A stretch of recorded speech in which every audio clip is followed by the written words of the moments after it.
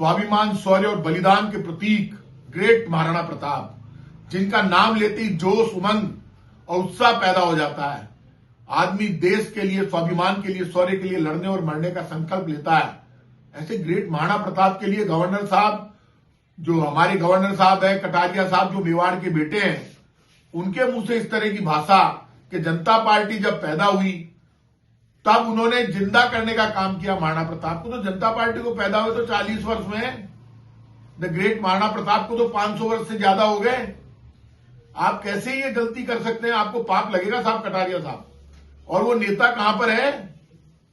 बड़ी बड़ी बातें करने वाले केंद्रीय मंत्री गजेंद्र सिंह जी, वोट सारे चाहिए इनको इकट्ठे करके। वो दिया कुमारी जी, ये गजेंद्र सिंह जो चीफ सर है वो कहां है? राज्यवर्धन सिंह जी कहां है? ये राजेंद्र सिंह जी राठौड़ साहब कहां पर है? ये राजनाथ सिंह जी कहां पर है? ये कटारिया साहब से बात कीजिए, माफी मांगिए। ये हिंदुस्तान का अपमान है, देश के गौरव का अपमान है। द ग्रेट महाराणा प्रताप ने अरावली की पहाड़ियों में रहकर हिंदुस्तान के गौरव की, स्वाभिमान की, शौर्य की, संस्कृति की रक्षा की। और महाराणा प्रताप ऐसे ग्रेट महाराणा प्रताप थे कि जिन्होंने आदिवासियों को साथ में लिया, दलित, शोषित, पीड़ित जो भी था, जो जंगल में रहता था, जमीन पर रहता था, पहाड़ में रहता था, इवन हाकिम का सूरी और पीर का पठान जैसे लोगों को सेनापति बनाकर मुसलमानों तक को अपने साथ में लेकर देश के गौरव की और सम्मान की रक्षा की।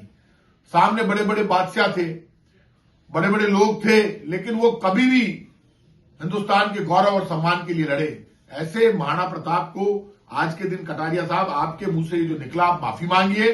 और आप माफी नहीं मांगते हैं तो आप ये मानकर चलना, आपको पाप लगेगा।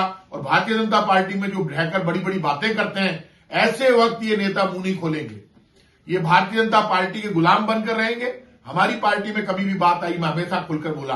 अब ये नेता गुलामी छोड़िए और बोलिए और माफी मंगवाइए कटारिया साहब से। और कटारिया साहब माफी नहीं मांगते हैं तो ये मानकर चलना, वो देश का और इस भारत भूमि का अपमान कर रहे हैं, इस देश की जनता का अपमान कर रहे हैं, स्वाभिमान, शौर्य और बलिदान का अपमान कर रहे हैं। आप माफी मांगिए, माफी मांगना आपकी ड्यूटी है। और ये जो बाकी सब नेता है, यदि ये सामने आकर इस पर जवाब नहीं देते हैं तो मानिएगा ये भी गलत है।